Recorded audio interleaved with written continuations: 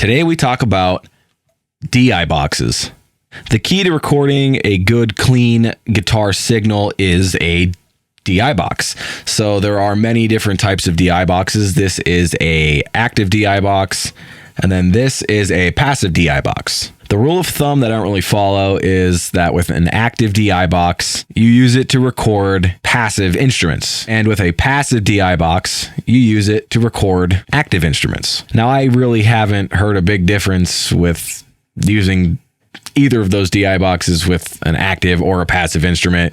I've used them for both. While they are not my main way of recording a DI guitar anymore, they do still work. I currently use a Little Labs Red Eye or my Warm Audio TB12 Tone Beast preamp. So I recorded a couple of takes here using the TB12, 18i20, the Little Labs Red Eye, and this passive DI box. So let's check out the difference between every single one of these here. So I'll let you listen to the DI and then an amped tone. So in order, we're going to have the TB12, the 18i20, the Little Labs Red Eye, and then my passive pyle DI box. Let's see what kind of a difference they make.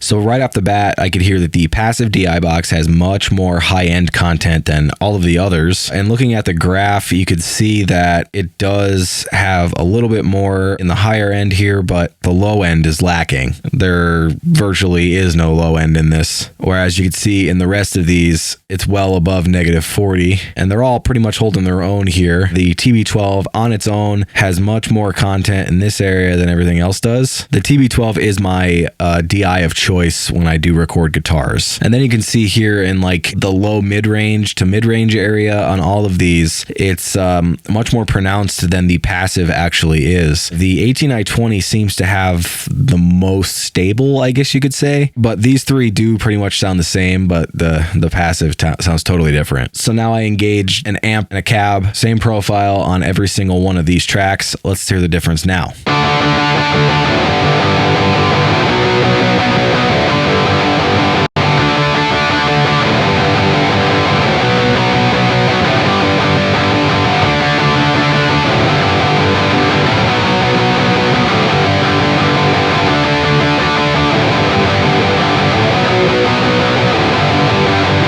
So it kind of follows suit. You could see these all kind of relatively look the same. The weird thing that I'm not understanding is the fact that the passive, which had the least amount of low end, actually has the biggest amount of low end, whereas all of these other ones are just kind of pitching up. I don't like the sound of this one. With a super heavy guitar, you're not really going to be able to hear the difference, but if this were clean, it would sound really tinny and tiny and just weak. It seems like the TB12 and the Little Labs Red Eye are pretty much on point. I guess you could say the 18i20 instrument input is also virtually the same. Like, these are pretty indistinguishable, but this one, this passive DI, is totally different. If you have a lot of gear, sometimes this is a good thing to do. This allows you to actually compare everything, pretty much see what sounds best for you, what works best for you. And in this situation, I know that I do not want to use my passive because it sounds very small. Everything else compared looks like I can pretty much get away with using any of these three that I wanted. Now, granted, it's not a perfect test because I didn't use the exact same recording, but it's still enough information to show that there are definitely differences. I've honestly never used the DI input on my Focusrite 18i20 because I thought it would sound bad, but it actually doesn't sound bad at all, and it stacks up to my $800 preamp and my $400 DI box.